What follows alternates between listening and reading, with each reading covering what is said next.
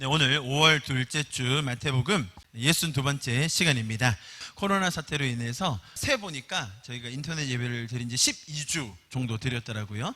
거의 3달을 그렇게 드렸고요. 오늘 맞춘 건 아닌데 또 어쩌다 보니 이렇게 여러분들이 같이 오셨고 같이 어린이들도 나와서 예배를 드릴 수 있는 것이 참 감격입니다. 이런 예배와 교제의 감사가 우리 안에 소중한 가치로 잘 새겨질 수 있기를 바랍니다. 그러나 또 아직 방심하긴 좀 이러겠죠. 지금도 미꾸라지 같은 몇 명의 사람들이 전국을 헤집고 다니고 있는데요. 더욱 개인 위생을 철저하게 하시기를 바랍니다. 이 바이러스의 특징으로 인해서 저희가 소중한 교훈을 얻은 것 같아요. 손만 잘 씻어도 전염병을 예방한다, 이런 말 우리 옛날부터 많이 들었는데 저희 잘 안 씻었었잖아요. 미국에 있던 친구가 한국에 와보더니 한국 사람들이 손을 너무 안 씻는다고, 보건학을 전공했던 친구인데 특히 화장실에서 물만 가지고 씻는 걸 보더니 그렇게 하면 세균을 더 번지게 하는 거라고, 세균을 온몸으로 더 퍼뜨리고 있는 거라고, 비누를 쓰지 않으면 아무 소용이 없다고 이렇게 말하는 걸 제가 듣고 되게 놀랐었는데, 이제는 온 국민이 그 정도는 다 알게 된 것, 아직 몰랐던 눈치, 알게 된 것 같고 또 많이 실천하고 있는 것 같아서 또 어떻게 보면 다행이라고 생각합니다. 다시 한번 이 코로나로 인해서 일선에서 수고하고 있는 우리 의료진과 또 관계자분들 노고에 너무 감사드리고, 또 어려움을 겪고 있는 많은 분들에게 하늘의 위로와 평안이 임하기를 기도합니다. 저희가 지난주에 동일한 본문으로 설명을 드렸었습니다. 많은 경우 잘못 해석되기도 하고 또 중요하기 때문에 오늘도 지난주와 조금 겹치긴 하지만 쭉 복습하면서 보고요, 자연스럽게 이어서 뒷부분을 제가 설명하도록 하겠습니다. 비유가 3가지였습니다. 그죠? 오늘 3가지를 다 읽었는데요. 그러나 이 비유를 예수님께서 전달하시는 대상은 동일했습니다. 그게 누구였냐면 가장 높은 권력을 가졌던 최고의 전문가라고 할 수 있는 그런 지도자 그룹이었습니다. 그러면 우리 같은 일반인이랑은 별로 상관없는 것 아닙니까? 라고 반문하실 수도 있겠죠. 여러분, 복음이라는 것이 얼마나 폭이 넓은지, 모든 사람을 대상으로 하는지를 잘 알아야 합니다. 우리 시각으로는 가난한 자와 부유한 자, 배운 자와 무식한 자, 아주 좋은 배경을 가진 자와 그렇지 못한 자를 구분할 때가 많습니다. 그것들로 차별을 하고 우월성, 열등감 등을 가지기도 합니다. 그러나 복음이 다루는 그 근본은 인간의 구분의 그런 차원을 넘어서는 것을 꼭 기억해야 합니다. 복음의 메시지는 죄로 인하여 타락한 인류를 대상으로 하는 것입니다. 그렇기 때문에 죄의 반대편에 서 있는 이 복음은 그 대상이 인간적인 어떤 분류, 소속, 상태에 있는 것이 아닙니다. 모두에게 필요한 기쁜 소식이 되는 것이죠. 그래서 복음을 이렇게 정의할 수 있을 것입니다. 한번 따라해 주시겠습니까? 하나님께서 하시는 거예요. 인간 쪽에서 하는 게 아닙니다. 인간이 할 수 없는 차원이에요. 하나님께서, 따라합니다, 모든 사람에게, 그죠? 주시는 기쁜 소식. 여러분, 이게 복음입니다. 인간의 수준으로 할 수 없는, 인간의 능력과 지혜와 한계로 할 수 없는 그 일을 하나님께서 죄에 빠진 모든 인류에게 주시는 기쁜 소식이라는 거죠. 우리를 죄에서 구원하기 원하신다. 하나님께서 우리를 창조하셨고 우리를 사랑하시고 나보다 나를 더 잘 아셔서 이 죄, 세상을 괴로움과 어려움에 빠지게 하는 이 죄에서부터 우리를 구원하기 원하신다는 그 기쁜 소식이 바로 구원입니다. 이 구원의 기쁜 소식을 더 깨달아 누리고 나누는 저와 여러분 될 수 있기를 축복합니다. 오늘 3가지 비유가 이렇게 나와 있었습니다. 보십시오. 첫 번째, 포도원으로 가서 일을 하라고 시킨 아버지가 있었죠. 그리고 그 말을 들은 2 아들이 있었습니다. 반응이 좀 달랐습니다. 두 번째, 포도원을 만들었습니다. 그 포도원을 만들어가지고 주인이요, 그것을 농부에게 줍니다. 그런데 나중에 농사를 짓고 나서 자기 종들을 보내죠. 그랬더니 어떻게 했는지 읽어보셨죠? 그리고 마지막에 아들까지 보냈다는 비유. 마지막으로 오늘 이제 설명드릴 아들의 혼인잔치를 연 왕과 또 그 초대에 각기 달리 반응했던 사람들, 이 3가지 비유가 있었습니다. 예수님께서는 이 3가지 비유에서 이 죄로 인해서 복음의 진리를 왜곡하고 있는 사람들에게 아주 공통적인 메시지를 전달하고 계셨습니다. 세 가지가 비유가 다르지만 공통적인 메시지가 있어요. 그 첫 번째 공통적인 메시지는 죄적인 결과에 대한 정확한 지적입니다. 여러분, 죄에는 결과가 있습니다. 하나님이 죄를 지으면 그것을 기다리고 있다가 잘 챙겨보고 계시다가 불꽃 같은 눈빛으로 쳐다보고 계시다가 죄를 짓는 순간 우리를 처벌하시는 것이 아닙니다. 오히려 우리가 죄 때문에 힘들어하고 괴로워하고 있을 때 우리를 구원해 주시고 도와주시는 분이 하나님이십니다. 그러나 우리가 하는 죄적인 선택에는 그 선택에 의한 결과가 있음을 알아야 합니다. 그 결과가 무엇인지를 이 비유에서 아주 적나라하게 지적해주고 계시는 거예요. 자, 그럼에도 불구하고 그들에게도 뭐예요? 죄를 짓고 사는, 특별히 이 비유의 대상은 지도자들, 전문가들, 대제사장들, 정치, 사회, 경제 최고 전문가들이 들었던 이야기입니다. 그들에게도 아직도 열려있는 천국의 기쁨을 소개해 주는 것입니다. 여러분, 복음은 아까 말씀드렸듯이 특정한 그룹에 한정되는 것이 아니라 모든 인류에게 보편적으로 적용되는 것입니다. 또한 복음은 머물러 있는 것이 아니라 운동성을 가져서 확장하는 성질이 있는 거예요. 복음은 그 자리에 가만히 있는 것이 아니라 모든 사람에게 퍼져가는 그 성질이 있는 거예요. 그래서 이 복음, 천국이라는 것이 그들에게도 이 진리를 왜곡하여서 사람들을 힘들게 하는 그들에게조차도 아직 열려있다라는 이 두 가지 메시지. 첫 번째 뭐라고요? 우리가 죄적인 선택, 죄적인 그런 원리를 따랐을 때 나타나는 결과와 두 번째로는 아직도 그들에게도 천국이 열려 있다는 것을 소개해 주고 계십니다. 자, 첫 번째 비유, 포도원으로 가라고 했습니다. 아버지가 두 아들에게 이야기를 했죠. 아들의 반응이 각각 달랐습니다. 예, 아버지 가겠습니다 라고 했는데 나중에 가지 않은 아들이 있었어요. 두 번째는 뭡니까? 가기 싫어요. 나중에 뉘우치고 갔다고 했습니다. 자, 그런데 제가 경우의 수를 조금 더 늘려봤습니다. 아들이 4명 정도 된다면 어떻게 할까요? 네, 알겠습니다 아버지, 제가 갈게요. 그리고 진짜로 갔어요. 마지막 아들은 아예 안 가요. 그리고는 진짜로 안 갔어요. 이런 경우의 수가 4가지 정도 있을 수 있겠죠. 그죠? 간다 안 간다라고 말했을 때요. 자, 그런데 제가 설명드렸던 것은 보십시오. 이 4가지 경우가 다 하나님의 마음을 따라서 한 것일 수도 있고, 이 4가지 경우가 다 인간적인 마음으로 하나님의 뜻과 상관없이 했을 수도 있다는 거예요. 그게 가능할까요? 제가 지난주에 간단히 설명드렸는데 간단하게 정리해 보겠습니다. 자, 1번, 하나님의 마음으로 했다라고 하면 이게 말이 됩니까? 예, 아버지 가겠습니다. 자, 가고 있었어요. 가고 있었는데 어떤 사람이 이웃이 고통을 받고 있어요. 급한 필요가 있어요. 당장 도와줘야 될 것 같아요. 이거 물에 빠졌어요. 자, 거기서 아버지가 시켰으니까 가야 돼. 가는 게 아버지의 뜻입니까? 아니에요, 여러분. 그죠? 또 만약에 아닌 경우, 예, 가겠습니다 아버지. 오늘따라 왜 이렇게 피곤하고 맥주가 땡기지? 그냥 안 가, 내일 하지 뭐. 안 갔어요. 아버지의 뜻입니까? 아닙니까? 아닌 거죠. 자, 이거는 어떤 경우라고 설명드렸죠? 안 가요. 뉘우치고 갔어요. 그건 하나님의 뜻일 수 있겠죠. 아버지의 뜻이죠. 그런데 이게 아버지의 뜻이 아닌 경우도 있습니까? 자, 가기 싫어요. 저는 아버지의 말씀을 앞으로 다시는 안 들을 거예요. 앞으로 저에게 이런 말씀 하지 마세요. 아버지가 어떻게 됐다고? 심장마비로 돌아가셨어. 그리고 나서 뉘우치고 다시 한들 이때 부르는 노래가 뭐라고요? 불효자는 웁니다. 아버지의 뜻이 아닐 수도 있는 거예요. 이것도 아버지의 뜻이 아닐 수도 있어요? 분명히 이거는 아버지의 뜻이 맞을 경우가 많은데 아닌 경우는 뭐냐면, 예, 하겠습니다 라고 하면서 갔어요. 가서 하는데 나 정도는 돼야 아들이지. 저 애들 뭐 하는 거야? 이렇게 해야 인정받고 이렇게 해야 상속도 받는 거야 라고 하면 아버지의 뜻입니까? 아닙니까? 아니라는 거예요. 이게 아버지의 뜻일 수도 있습니까? 세리와 창녀들이 그랬어요. 저는 못합니다. 저는 그럴 자격이 안 됩니다. 그리고 실제로도 그렇게 못 살았어요. 그러나 그들은 가슴을 치며 애통해하며 회개하는 마음으로 오히려 하나님 나라를 갈급해하고 있었다는 거예요. 그거 하나님의 뜻입니다, 여러분. 하나님의 뜻이 아닐 수도 있죠.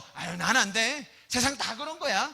내 꼬라지가 그렇지 뭐. 그 하나님의 뜻이 아닌 거예요. 자, 제가 어떤 말씀을 드리려고 하냐면, 자, 이 경우의 수들에 따라 그 사람을 평가하거나 분류하는 것은 한계가 있다는 거예요.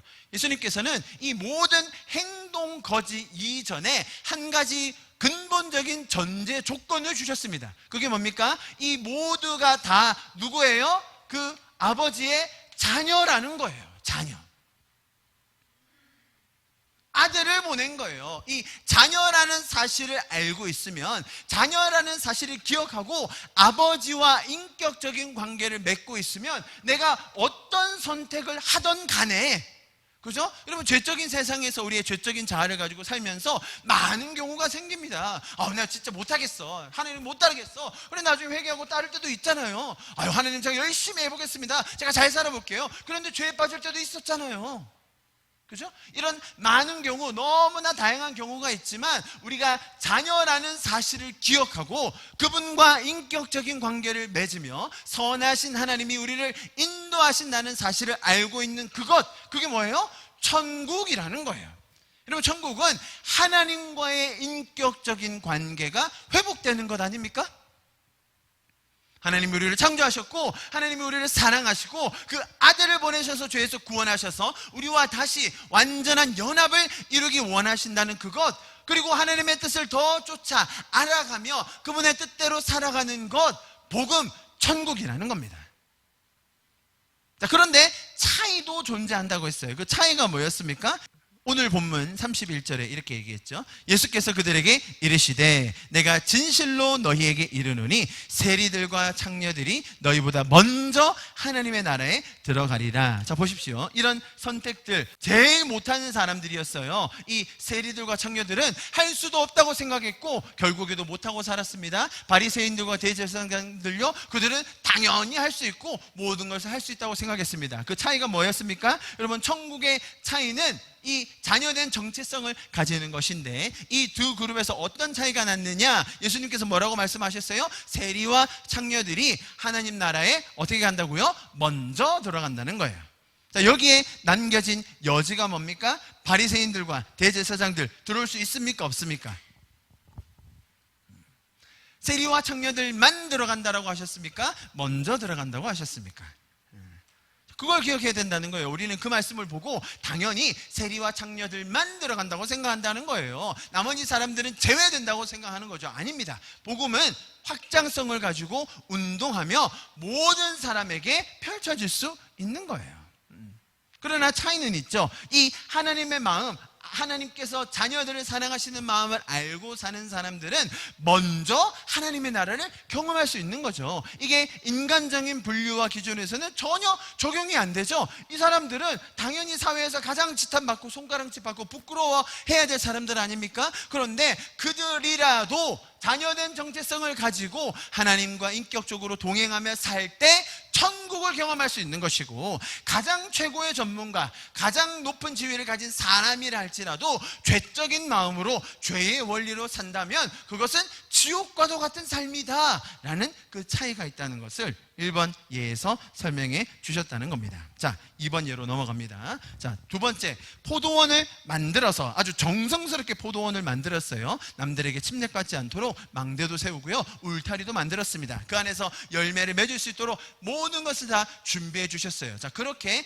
하나님께서 이스라엘 백성을, 이스라엘 민족을 시작하셨어요. 두 번째 비유는 이스라엘이라는 민족의 역사와 굉장히 밀접하게 맞닿아 있다고 설명드렸죠. 등장인물들, 이야기 구성들이 그렇다고 말씀드렸습니다. 하나님께서 이스라엘이라는 민족을 너무나도 심혈을 기울여서 시작하셨습니다. 모두가 다 보고 알 수 있는 샘플을 만들고 싶으셨기 때문입니다.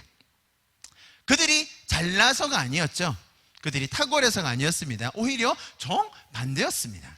가장 연약하고 부족한 그들이지만 하나님께서 그들을 어떻게 끝까지 보호하시고 얼마나 사랑하시는지를 보여주기 원하셨죠. 그 이야기가 아브라함으로부터 시작한 구약의 장대한 이야기입니다.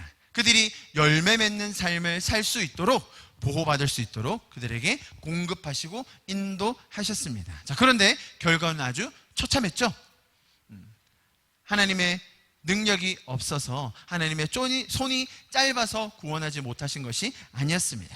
오히려 그들이 하나님을 버리게 된 것이죠. 자, 이 말씀, 그건데요, 59장 2절 이사야서 말씀입니다. 우리 같이 한번 읽어보겠습니다. 시작. 오직 너희 죄악이 너희 하느님 사이를 갈라놓았고 너희 죄가 그의 얼굴을 가리어서 너에게 듣지 않으시게 함이니라. 이 이야기를 들려주고 계신 것이 두 번째 비유입니다.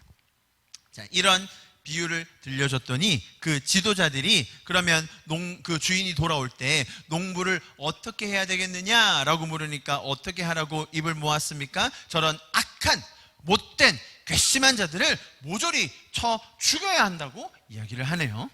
그런데 사실 실상은 자신들이 그런 짓을 했던 당사자였던 것을 몰랐던 거죠. 더 엄밀히 말하면 우리가 그런 자들이었습니다.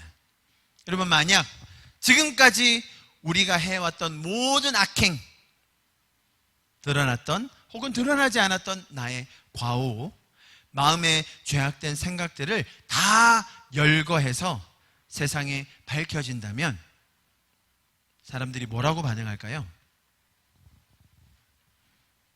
저 사람은 저럴 줄 알았어. 정말 성실하게 착하게 잘 살았구나. 그럴까요? 오늘 제사장들이 했던 그 반응 보이겠죠? 저런 못된 놈들은 쳐 죽여야 한다고. 하나님을 떠난 인간들에게는 그런 결과가 나오기 마련입니다. 그런 참혹한 결과를 받을 수밖에 없는 저와 여러분이었지만 하나님께서는 끝까지 우리를 자녀 삼아 주시기 위해서 일하셨습니다.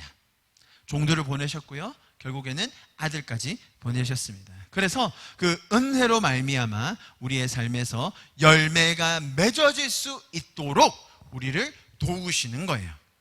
단지 우리는 죄인인 것을 깨닫고 그분에게 붙어 있으려고 했을 뿐이었어요. 그런데 그 연결, 하나님과의 인격적인 연결, 그 관계, 하나님의 뜻을 아는 것을 통해서 우리의 삶에 열매가 맺어지고 있는 것을 보며 우리가 놀라는 거죠. 그것이 하나님께서 일하시는 것에 대한 결과입니다. 그래서 천국을 열매 맺는 자들에게 주겠다라는 것은 하나님께서 먼저 일하신 결과로 우리의 삶에 열매가 맺어지고 그 열매가 우리의 삶의 천국으로 나타나게 된다, 발현하게 된다는 것을 설명하고 계신 것입니다. 자, 여기까지가 제가 지난주에 설명드렸던 내용입니다. 그 두 번째 비유의 제일 마지막에 조금 의미심장한 이야기가 하나 나옵니다. 이것을 좀 다루고요, 마지막 세 번째 비유를 보겠습니다. 44절 말씀. 이 돌 위에 떨어지는 자는 깨지겠고 이 돌이 사람 위에 떨어지면 그를 가루로 만들어 흩으리라 하시니. 자, 마지막에 이런 설명을 주셨는데요, 좀 해석하기 힘들죠. 이 말씀은 다니엘서 2장에 나오는 바벨론의 왕 느부갓네살 왕의 꿈을 인용한 것입니다. 왕이 꿈을 꿨죠. 그리고 그 꿈을 해석하라고 이야기합니다. 그 꿈이 뭐였습니까? 머리는 금, 가슴과 팔은 은, 이 배와 넓적다리는 청동, 이 무릎 아래는 쇠, 그리고 발은 진흙과 새가 섞여 있는 하나의 조각상이었죠. 무시무시했습니다. 그런데 갑자기 돌이 하나 나타나더니 그 쇠와 진흙으로 된 발을 쳐 부서뜨렸고 이 조각상 전체가 무너져서 산산조각이 났습니다. 그러나 그 조각상을 무너뜨린 그 돌은 거대한 산이 되어 온 세상을 가득 채웠다라는 그런 꿈을 느부갓네살 왕이 꿨습니다.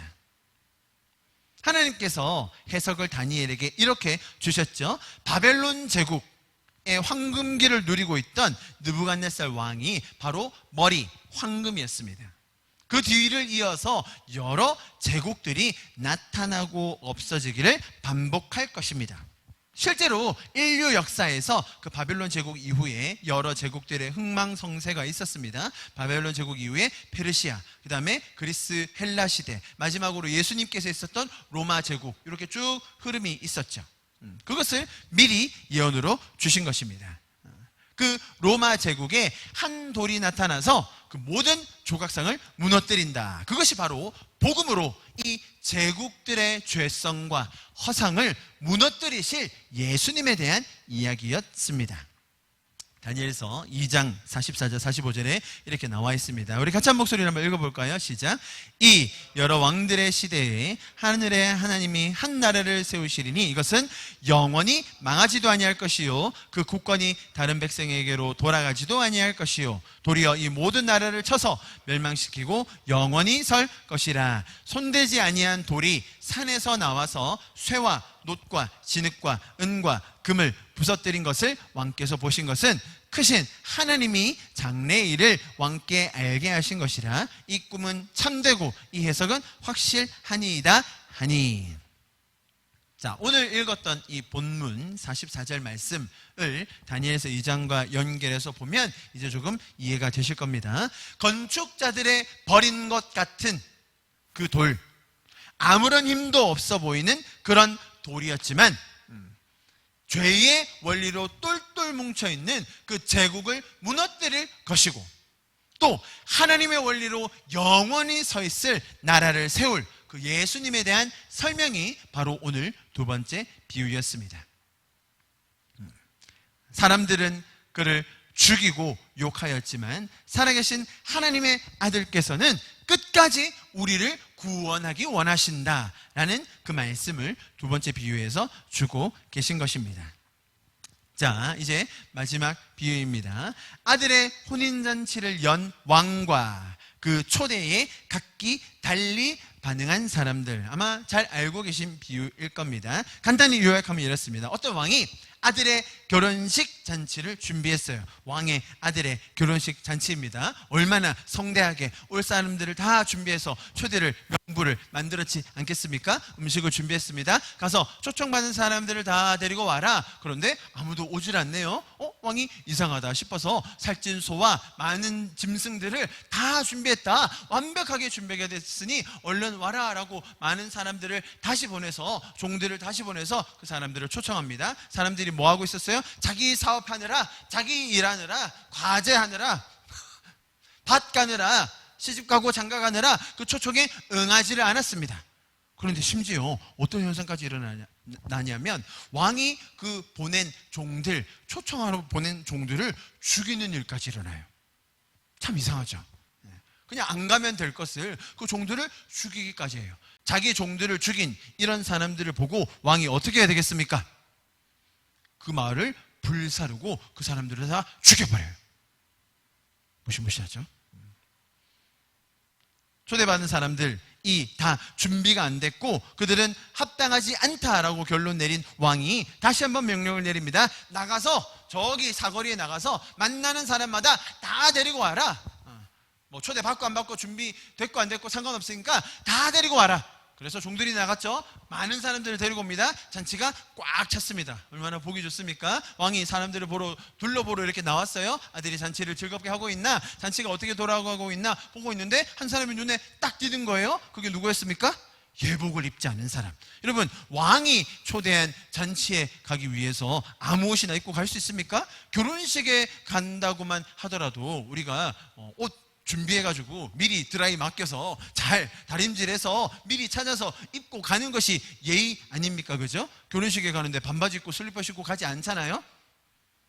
그렇지 않습니다. 왕이 초대한 잔치에 당연히 예복을 입어야 들어갈 자격이 되는 거예요. 그런데 한 사람이 예복을 입고 있지 않은 거예요. 아니, 여보시오 친구, 당신은 왜 예복을 입고 있지 않소? 라고 얘기했더니 그 사람이 아무 말도 못하는 거예요. 왕이 아주 심각하게 반응합니다. 이 사람을 묶어서 저기 성 밖에 내어 던지라. 그가 이를 갈며 슬피 울게 될 것이다. 자, 그리고 나서 제일 마지막에 쐐기를 박는 말씀. 청함을 받은 자는 많되 택함을 입은 자는 적으니라. 제 목소리가 약간 공포영화 톤으로 계속 바뀌네요. 자, 솔직하게 한번 이야기를 나눠보겠습니다. 이 비유를 들었을 때, 이 비유를 다 듣고 나서 여러분 뭐 알고 계신 분들도 있을 거고 제가 얘기를 다시 정리해 드렸습니다. 이 이야기를 듣고 나서 여러분의 생각이 어떤지 한번 얘기해 주십시오. 천국 들어가기 쉽습니까? 어렵습니까? 하나님께 선택받기 쉬울까요? 어려울까요? 예복을 준비 안 했다가는 어떤 꼴이 난다고요? 대부분 동일한 대답을 하셨을 거라고 생각합니다.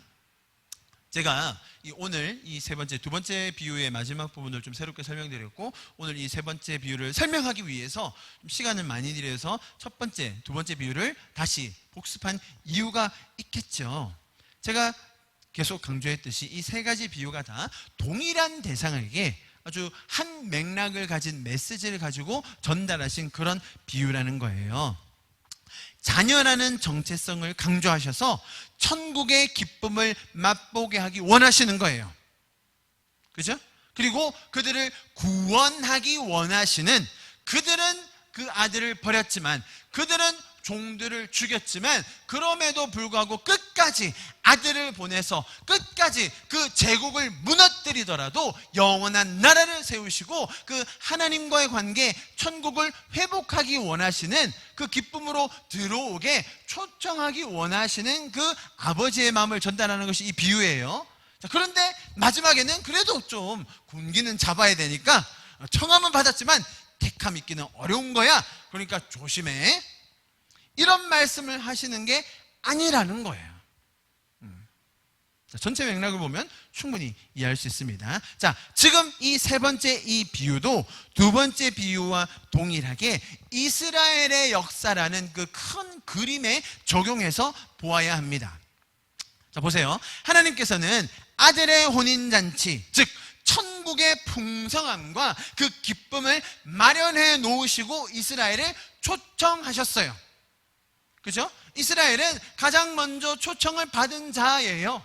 그들이 잘나서가 아니었습니다. 그들이 뛰어나서가 아니었어요. 그 샘플을 만들어주고 싶었던 거죠. 왕의 잔치, 하나님의 이 축제가 이만큼 풍성하고 세상 것과는 얼마나 다른 기쁨이 있는지, 만족이 있는지 이들을 통하여 이들을 제사장 나라로 삼아서, 가장 맏아들로 삼아서 나머지 모든 열방이 보게 하기를 원하셨던 거예요. 그래서 이스라엘이라는 나라를 그렇게 정성 들여 지극정성으로 만드셨고 보호하셨고 인도하셨다는 거예요. 그죠? 왕의 잔치가 얼마나 흡족한 것인지를 보여주고 싶으셨죠. 자, 그런데 이스라엘은 그것을 거절합니다. 앞에서 말씀드린 이사야에서의 말씀, 그죠? 그들이 하나님께로부터 얼굴을 돌리는 거예요. 거절한 거예요. 하나님이 부족하게 준비하시거나 뭔가 소홀히 하셨거나 그들을 이해 못하신 것이 아니라 그들이 스스로 거절해버린 거예요. 자, 그렇게 하나님을 떠난 걸 뭐라고요? 죄적인 삶을, 죄적인 원리로 살려고 하는 자들을 향해서 하나님은 그들을 포기하지 않으시고 계속 말씀을 전해주셨어요. 그 말씀을 전했던 자들이 누구예요? 선지자들, 예언자들, 하나님의 말씀을 대언하는 자들이 계속 와서 돌아와라, 하나님의 잔치로 와라, 왕의 잔치로 와라, 여기에 풍성함이 있다, 이곳에 진짜 기쁨이 있으니 돌아와라, 거기로 가면 너희 망한다, 거기로 가면 너희 침략받는다, 하나님의 보호하심을 떠나면 너희가 제국의 속국이 된다, 그리로 가지 마라 라고 계속 말씀해 주셨어요. 그것을 계시라고, 그것을 선지자의 말이라고 하는 거죠. 그들을 설득하는 과정이었어요. 자, 그런데 제가 아까 말씀드렸듯이 참 이상하게도, 기괴하게도 두 번째 비유에서도 우리가 참 이해가 안 됐잖아요. 종들을 죽여버리고 결국 아들까지 죽였던 이 사람들이었는데, 세 번째 비유에서도 왕이 자기 잔치에 초청하라고 보낸 그 종들을 그 사람들이 죽여버린다는 거예요. 자, 이스라엘이 이렇게 하나님을 떠났을 때, 보십시오. 하나님의 초청이 있었어요. 왕의 초청이 있었습니다. 그런데 이스라엘이라는 이 민족이 하나님의 초청을 거절하고 죄적인 선택을 하고 하나님과 떨어져서 살 때에 그들이 맞이했던 결과가 뭐였습니까? 보세요. 하나님이 그들을 보호해 주셨어요. 너무 연약한 민족이거든요. 힘이 없는 아주 작은 자들이거든요. 그들을 보호해 주시고 인도해 주시고 공급해 주셨어요. 자, 저를 봐주세요. 자, 이런 보호와 공급하심이 있었는데, 싫어요, 제발 좀 가주세요 라고 해서 이들이 떠났어요. 얘들이 나왔어요. 자, 그리고 나서 그들이 맞았던 결과가 뭐였어요? 이방의 침략이었어요. 이방 민족들이 그들을 침략하는 거예요. 여러분, 죄적인 세상은 약육강식, 전쟁, 침략, 약탈이 당연한 것이었습니다. 지금은 조금 더 세련된 방법으로 진행되고 있지만 고대 사회 그런 것들은 당연한 원리였습니다. 보세요. 하나님의 원리, 하나님의 보호하심, 하나님의 그 인도하심이, 공급하심을 자기들이 떠나서 여기서 살겠다고 하니까 이방의 침략을 받는 것이 당연한 결과라는 거예요. 그들은 속수무책으로 당하게 될 겁니다. 자, 이해하시겠죠? 지금 어떤 프로세스인지 아시겠죠? 자, 그런데 성경에 보면 조금 이상한 표현들이 나와요. 제가 지금 설명드린 이 과정 충분히 이해하시겠죠? 근데 성경에 보면 특히 사사기에 조금 이상한 표현들이 나옵니다. 보십시오. 사사기 2장 13절 제가 읽어드립니다. 곧 보세요. 그들이 이스라엘의 여호와를 버린 거예요. 버리고 누구를 섬겼어요? 바알과 아스타롯, 이방신들을 우리는 이 신이 더 좋아요. 당신의 혼인잔치 가기 싫고요. 우리는 저 동네 이장 결혼잔치에 갈래요. 라고 하면서 바알을 섬기기로 결정했어요. 자, 그런데 보세요. 그렇게 했으면 어떻게 되냐면 여호와께서 이스라엘에게 진노하사 노략하는 자의 손에 넘겨주셨다네요. 그들이 노략당하게 하시며 또 주위에 있는 모든 대적의 손에 팔아넘기심에 그들이 다시는 대적을 당하지 못하였으며, 또 3장 7절에 보면요, 이스라엘 자손이 여호와의 목전에 악을 행하여 뭐예요? 자기들이 악을 행한 거예요. 자기들이 하나님을 떠난 거예요. 하나님의 원리대로 살지 않겠다고 자기들이 결정한 거예요. 무슨 말인지 아시겠죠? 자기들이 하나님 여호와를 잊어버리고 그렇게 인도해 주시고 그렇게 초청하고 그렇게 많은 것들을 준비해 놨는데 그건 싸그리 잊어버리고 바알들과 아세라들을 섬긴지라. 자, 보세요. 8절. 여호와께서 이스라엘에게 진노하사 그들을 메소포타미아 왕 구산 리사다임의 손에 뭐라고요? 파셨으므로 이스라엘 자손이 구산 리사다임을 8년 동안 섬겼더니. 자, 이 흐름을 보십시오, 여러분. 하나님은 이 풍성한 결혼잔치에 초대하세요. 여기가 진정한 만족이 있고 여기가 하늘의 기쁨이 있는 곳이에요. 그런데 죄인들은 그것을 알지 못하니까 싫어요. 거기 뭔가 속박하는 것 같고, 교회 가면 뭔가 다 시킨 대로 해야 될 것 같고, 못하는 것도 많고 싫어요. 저는 그냥 여기가 좋아요. 여기서 살게요. 라고 했다는 거예요.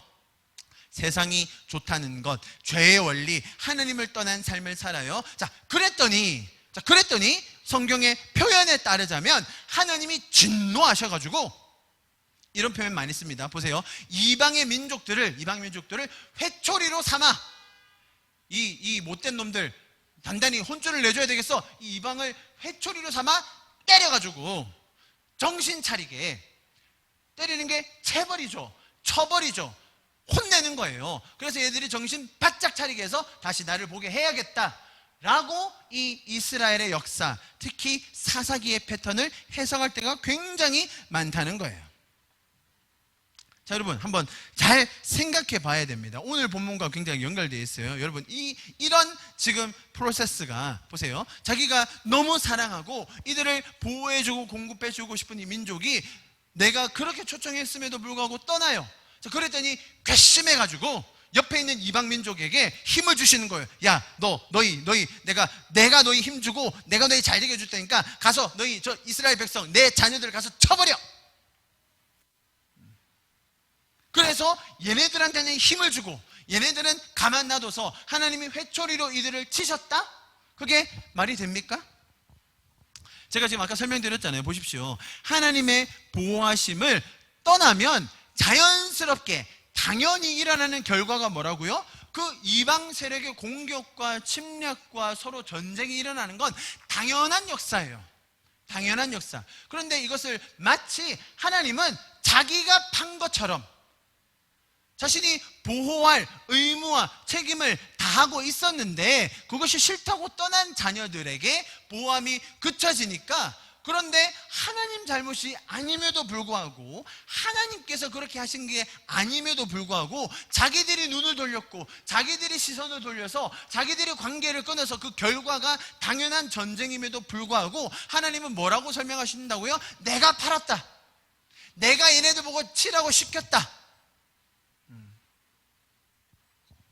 사람들은 이 구절을 가지고 하나님이 우리가 죄를 지으면, 하나님이 우리가 하나님을 떠나서 잘못된 길을 가면 이렇게 치시니까 조심해야 돼 라고 설명할 때가 많아요.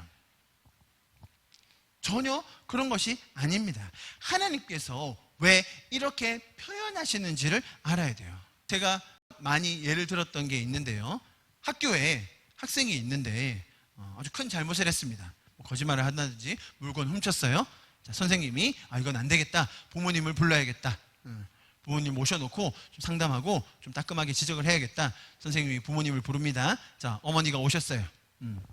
그 자녀 앞에 학생과 선생님과 세 명이 앉았습니다. 그 어머니가 주로 뭐라고 얘기하죠?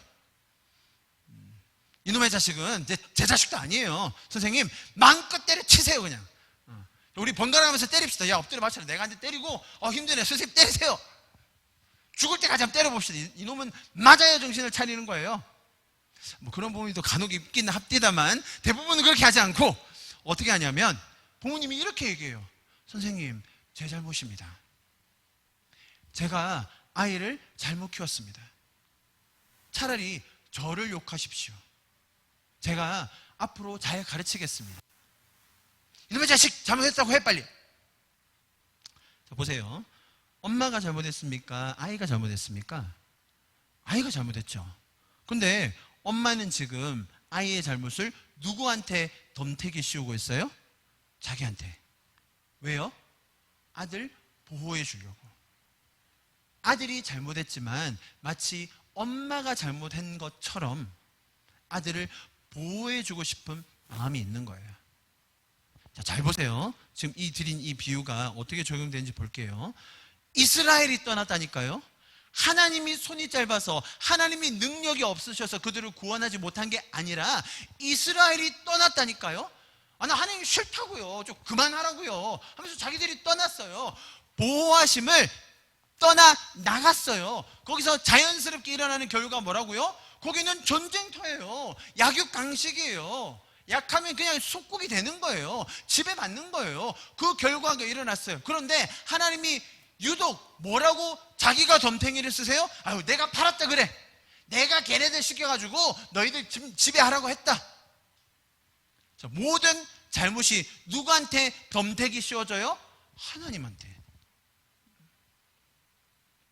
하나님의 그 마음을 알아야 된다는 거예요.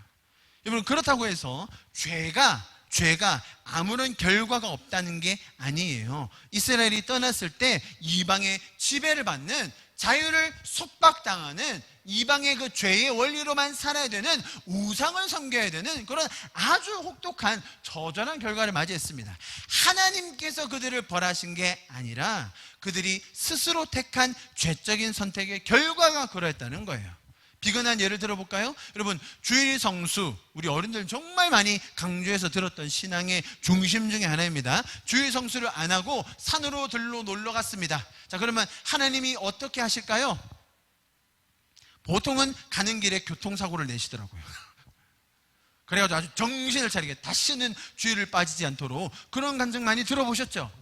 그 운전자가 졸았다는 얘기는 안 들어보셨죠? 차선을 침범했다 이런 얘기는 안 하고, 자기가 운전 이상하게 한 거 생각 안 하고 마치 하나님이 치셨다고 생각하는 거예요. 여러분, 그것은 굉장히 잘못된 적용이에요.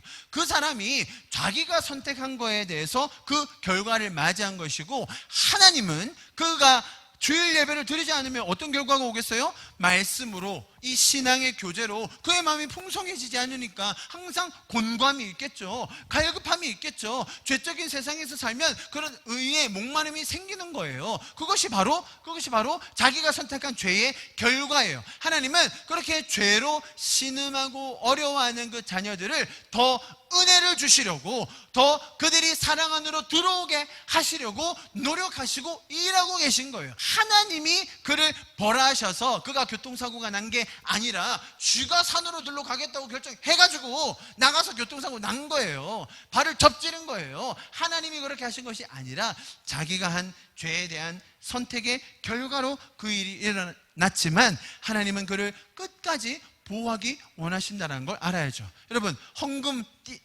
11조 띄어 먹으면 어떻게 돼요? 보통은 목사님들이 그렇게 겁을 주시죠. 장사 망한다고, 사업 안 된다고 11조를 단디 드리고 더 드려야지, 그래야 하나님이 더 축복하시는 거지. 그런 식으로 하면 안 된다. 여러분, 여기도 메커니즘을 보세요. 내가 하나님의 원리를 따르지 않으면 누가 날 벌해요? 하나님이 날 보란다는 거예요. 아닙니다, 여러분. 11조를 예를 들어서 11조라고 칩시다. 헌금을 안 내면 어떤 결과가 오는지 아세요? 보세요. 내가 가진 재정에 대해서 일정 부분을 교회를 위해서 또 하나님 나라의 일을 위해서 우리가 드리는 걸 헌금이라고 합니다. 여러분, 그거 쉬운 거 아닙니다. 일반 직장인들에게, 장사하시는 분들에게 10분의 1 감사 헌금 매달 드리는 거 굉장히 어려운 거예요. 그렇게 하면서 내가 뭘 자각하게 되는 거죠? 맞아.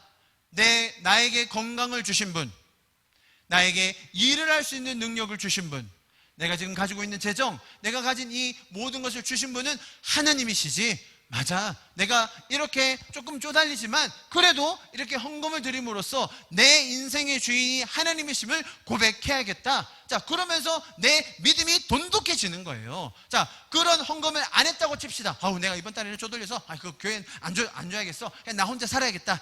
내가 더 열심히 해서, 내가 노력해서, 내가 더 모으고, 내가 살아나야지. 자, 초점이 어디로 가는 거예요? 나에게로, 나의 노력으로. 하나님의 어떤 의지와 하나님의 인도와 하나님이 우리와 함께 하심에 대한 자각이 떨어지겠죠. 그러면 그의 믿음이 줄어드는 거예요. 자, 이것이 죄적인 선택에 대한 결과라는 거예요. 하나님과 멀어지는 것. 자, 그 상황에서 하나님이 그를 돌이키기 위해서 어떤 일을 하세요? 싸그리 그 장사를 11조를 띵거 먹어? 네가 한번 망해봐야 정신을 차리겠어? 라고 하면서 가던 손님의 발길을 돌리십니까? 아니에요.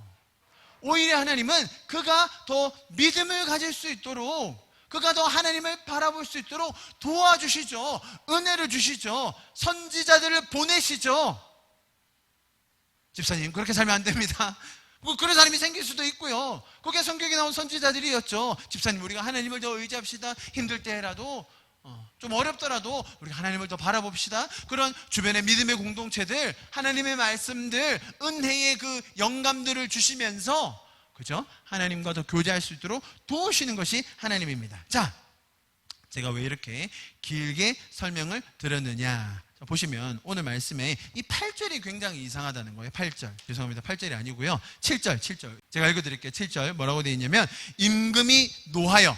자, 어떤 상황인지 아시죠? 임금이 초청을 했습니다. 안 가요. 그랬더니 두 번째로 또 보냈는데, 사업하러 가고, 과제하러 가고, 놀러 갔는데, 종들까지 죽이기까지 한 거예요. 자, 이스라엘 역사와 쭉 맞닿아서 제가 설명을 드렸어요. 그런데 7절에서 뭐라고 하냐면, 그 종들을 죽였더니, 7절에서 뭐라고 하냐면, 임금이 노하여 군대를 보내어 그 살인한 자들을 진멸하고 그 동네를 불사르고. 자, 제가 아까 보여드렸던 이 사사기의 말씀과 이 사사기에서 하나님께서 본인이 그렇게 하지 않았음에도 불구하고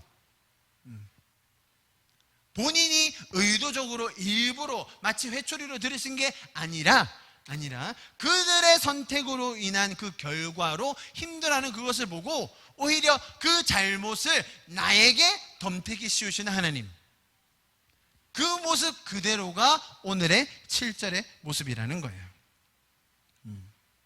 자, 보십시오. 8절에 이에 종들에게 이르되 혼인잔치는 준비되었으나 청한 사람들이 합당하지 아니하다. 자, 이스라엘 백성들을 의미하는 겁니다. 그렇게 하나님께서 초청하시고 그들을 미리 준비하시고 그랬음에도 불구하고 그들은 다 거절했습니다. 자, 그래서 말씀을 이렇게 이어가십니다. 9절, 내 거리에 길에 가서 사람을 만나는 대로 혼인잔치에 청하여 오라 한데, 10절 같이 읽어보겠습니다. 시작.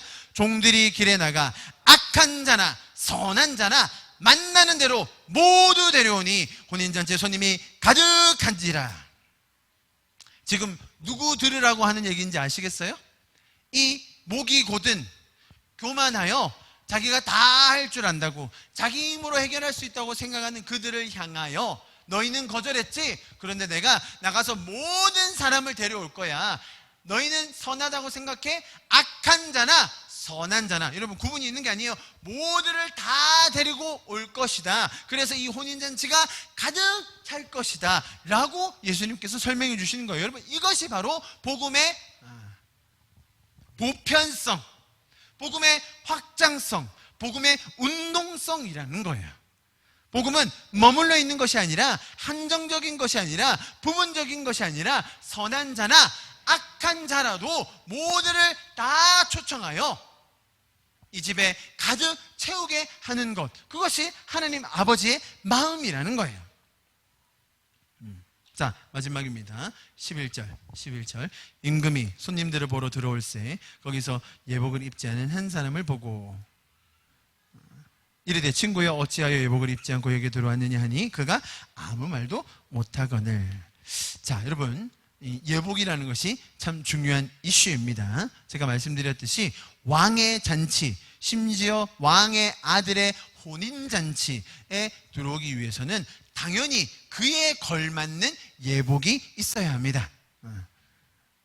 아무 옷이나 후줄근한 옷 입고 들어갈 수 없어요. 기본적으로 이런 수트 앤 타이, 구두 정도는 당연히 입고 들어가야 합니다. 대부분 격식 있는 자리, 중요한 행사는 다 그렇게 하죠. 자, 그런데 잘 생각해 봐야 됩니다. 지금 거절한 사람들 말고요. 거절한 사람들 말고 잔치에 들어온 사람들이죠. 잔치에 들어온 사람들 많이 있습니다. 이 사람들은 어떻게 들어오게 됐습니까? 미리 초대받아가지고 잔치에 갈 준비를 해서 아까 말씀드렸듯이 세탁소에 옷도 다 맡겨놓고 미리 그 전날 딱 찾아가지고 옷을 딱 걸어놓고 있다가 잔칫날이 되니까 딱 차려입고 들어갔습니까? 아니면 밭 깔다가 과제 막 하고 있는데 오세요 여기에 잔치가 있습니다, 빨리 오세요, 먹을 게 많이 있어요, 완벽하게 준비되어 있습니다, 풍성한 잔치가 있습니다. 그래요? 가도 됩니까? 오세요, 누구나 오세요, 죄인도 오세요, 악한 자도 오세요, 선한 자도 오세요. 다 그렇게 간 거예요. 자, 예복은 누가 준비했겠습니까? 네? 예복을 이 사람들이 준비해서 갈 수가 있었나요? 없었어요. 예복은 왕이 준비하는 거예요.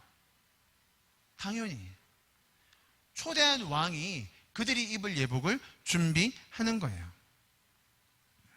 잔치에 들어갈 수 있는 자격이 되는 이 예복, 잔치에 들어오려면 반드시 갖춰야 하는 그 준비, 누가 한 거라고요?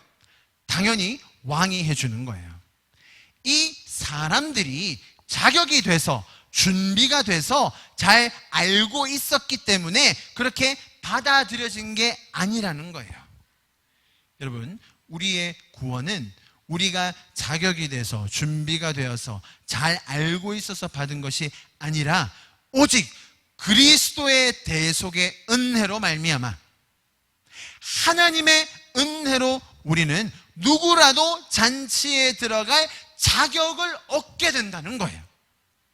이것이 복음이라는 겁니다. 하나님께서 모든 사람에게 주시는 기쁜 소식이라는 거예요. 이것이 천국의 원리라는 겁니다. 잘 보세요, 여러분. 그런데 안 입은 사람이 있었어요. 그 중에 안 입고 들어오려고 한 사람이 있었어요. 안 입고 들어온 사람 몇 명입니까? 오늘 본문에 몇 명이에요? 몇 명? 잘 보세요. He noticed one man there who was not wearing wedding clothes. 한 명이 있었네, 한 명. 자, 한 명입니다. 자, 잔치에 초대받은 사람 몇 명이에요? 엄청 많아요. 동네 사람들 다 왔어요. 악인이나 선한 사람이나 죄인이나 싸그리 다 모았어요. 다 왔어요. 세리청에 다 왔습니다. 예복 다 입고 왔어요. 그런데 한 명이 안 입었네요. 그래서 그 사람을 쫓아냈어요. 자, 몇 명이 쫓겨나간 거죠? 한 명입니다. 자, 그리고 나서 14절을 봐야 돼요. 그러면 14절, 자, 보세요. 짠! 청함을 받은 자는 많되 택함을 입은 자는 적으니라. 여기서 택함을 입은 자가 누구예요? 쫓겨난 사람이 누굽니까? 예복 입은 그 한 사람. 우리는 반대로 해석해요. 많은 사람 전체가 초대받았는데, 자, 누가 예복 준비했어? 준비했어, 안 했어? 예복도 안 입고 왔어? 넌 탈락. 저는 예복 입고 왔어요. 당신은 선택. 들어가세요. 소수만 들어간 게 아니라 다 들어갔어요. 다 초청받아서 그 풍성한 왕의 잔치에, 그 결혼잔치에 다 먹고 마시고 천국을 누리고 있어요. 그런데 그 중에 유독 자기 의에 쩔어가지고 여기 와보니까 뭐야, 여기 다 세리창녀잖아, 뭐야, 다 이 죄인들이잖아, 나는 의로운데 난 이따위 의복 안 입어도 돼 라고 말했던 그 대제사장들, 지도자들, 바리새인들, 너희는 나가서 슬피 우며 이를 갈게 될 거다. 굉장히 소수의 사람들이 선택받아서 나간 거예요. 영어로 뭐라고 되어 있냐면 few are chosen. A few 아니고요, few. 자, 영어에서 a few와 few의 차이가 뭔지 아시죠? A few는 몇 명이 있는 거예요. 그래도 few는 거의 없을 때 쓰는 표현이에요. 그러니까 선택받아서 쫓겨나가는 사람은 거의 없어. 누구 빼고? 이런 대제사장들, 지도자들, 자기 의에 쩔어가지고 내 의면, 내 자격이면, 내 실력이면 나는 돼, 나는 이 정도면 천국에 갈 수 있는 거야 라고 하는 자들, 다 그 의의 옷, 왕이 주시는 그 의의 옷, 왕이 주시는 그 영광의 옷, 그리스도 보혈의 공로를 힘입어 들어가게 됐는데, 저는 그런 거 안 입습니다, 저는 그런 거 필요 없습니다, 그런 사람들이 있다는 거예요. 그런 사람들이 맞이하게 될 죄의 결과가 뭐라고요? 슬피 울며 이를 갈게 될 거라는 거예요. 그게 죄적인 선택의 처절한 결과예요. 맞습니다. 그런 사람들 있어요. 그러나 이 예화의 포인트는 뭐예요? 자, 그 대제사장들에게 말을 전하면서 천국은 너희처럼 완벽하다고 생각하는 자들, 너희처럼 가장 준비됐다고 생각하는 자들, 가장 권력 있고 가장 전문가라고 생각하는 그런 그룹이 들어오는 것이 아니라, 저는 죄인인데요, 제가 어떻게 잔치에 들어가요? 저 못 들어가요. 저 악인입니다. 제가 얼마나 죄를 많이 지었는데요. 저는 자격이 없어요. 그런 자들에게라도 왕의 의복을 준비했어. 그것만 입으면 들어가는 거야. 걱정하지 마. 다 들어갈 수 있는 거예요, 다. 그래서 이 비유에서 말씀하시는 것은 천국의 보편성과 천국이 확장하고 있다는 것과 천국이 우리를 향해 움직이고 있다는 그 운동성을 보여주는 거예요. 천국에 들어가기 위해서, 그 예복을 준비하기 위해서 더 철저하게 준비해야 된다? 우리 옛날에 그런 말 많이 들어봤죠? 사거리에 나와서 다 데려와라. 누가복음에 보면 그 표현 나오죠? 강권하여 데려와라. 내 집을 채워라. 그리고 전도잔치 때 맨날 뭐 아무나 막 싸그리 다 데려와서 꽉꽉 채워야 된다. 지금 그런 포인트가 아니라 하나님께서는 그런 모든 자들을 구원하기 원하신다라는 거예요. 악인이라도 선한 사람이라도, 여러분 바리새인들, 대제사장들을 구분하여 차별하시겠다는 게 아니에요. 모든 사람에게 열려있는 그 천국. 그러나 그 와중에라도 교만하여서 자기가 다 가진 것처럼, 자기 의로 될 것처럼 뻗팅기는 자들이 있었으니 그들에게는 천국의 기쁨이 주어지지 못하는 것이죠. 그것이 세리와 창녀들이 먼저 천국에 들어간다는 이야기고, 그것이 너희에게는 천국이 빼앗기고 열매 있는 자들에게 주어진다는 의미이며, 그것이 이 천국 잔치에 참여한 자들이 기쁨을 누리고 있을 그때에 그들은 밖에 나가서 울게 된다는 그 이야기입니다. 하나님께서는 우리 모두가 풍성하게 누릴 수 있는 그 아들의 혼인잔치로 우리를 초대하셨습니다. 여러분, 천국은 우리의 어떤 선택에 의해 좌지우지 되는 것이 아니라 우리가 하나님의 자녀라는 그 정체성, 하나님이 살아계시고 우리를 사랑하셔서 우리를 끝까지 보호하고 인도하신다는 그 사실, 그래서 그 사실에 기반하여서 우리가 하나님과 인격적인 관계를 맺고, 그리고 그 하나님의 원리대로 우리가 먼저 우리의 삶에 열매를 맺어가며 또 그 열매가 많은 사람들에게 나누어지며 그 하나님의 원리로 인하여 세상이 편만하게 의로 다스려지는 것, 그것이 천국의 삶입니다. 하나님의 원리가 없어서 자기 의로, 자기 실력으로, 자기 조건으로 다른 사람들을 평가하고 차별하고 또 반대로 질투하고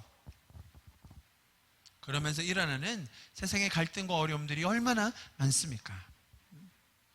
우리가 하나님의 원리 안에 살 때에 이 땅에 그때에서야만 진정한 사랑과 평화가 임하게 되는 것입니다.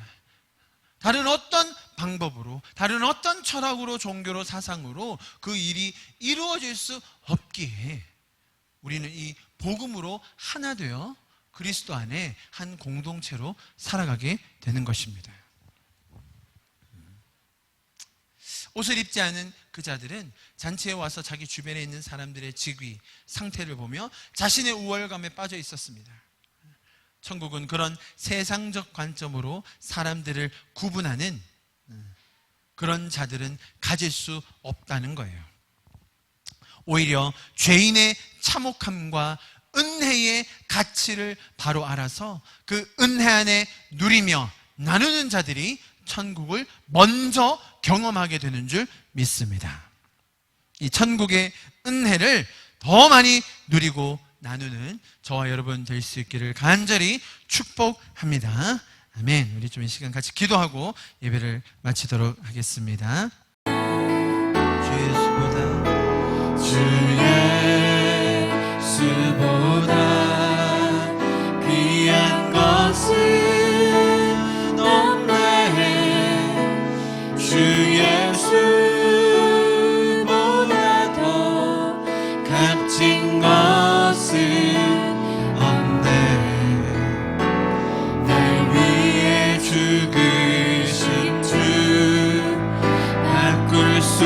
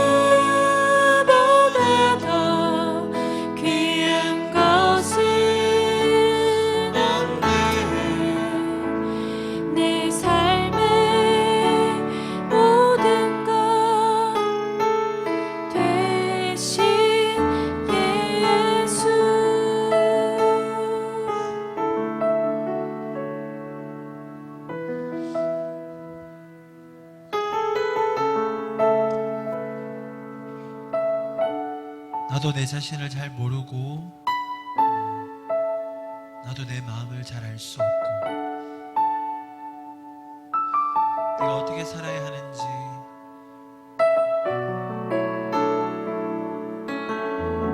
왜 이렇게 죄 가운데 살아야 하는지 내 삶에 많은 의문과 괴로움과 연민으로 힘들어할 그때에도 주님께서는 그런 나를 보시며 자격 없다 하지 않으시고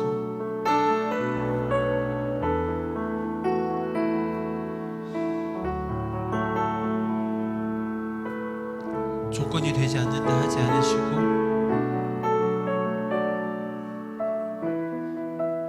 오히려 먼저 찾아오셔서 왕의 의복을 입혀주시고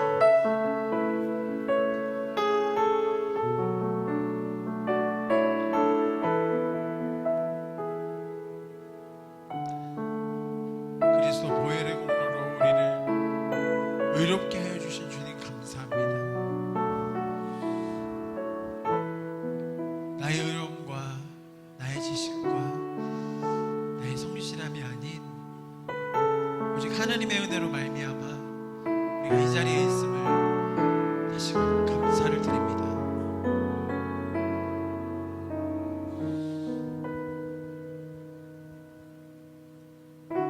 주님, 이 복음의 기쁜 소식, 이 전국 잔치의 풍성함이 우리의 삶 가운데 더 실현되게 하여 주십시오. 또한 우리 주변의 많은 사람들에게 더 확장되게 하여 주시옵소서.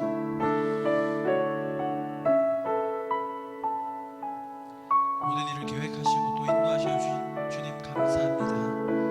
우리를 날마다 의의 길로, 은혜의 길로 인도하여 주심을 감사합니다. 그렇게 더 일하시고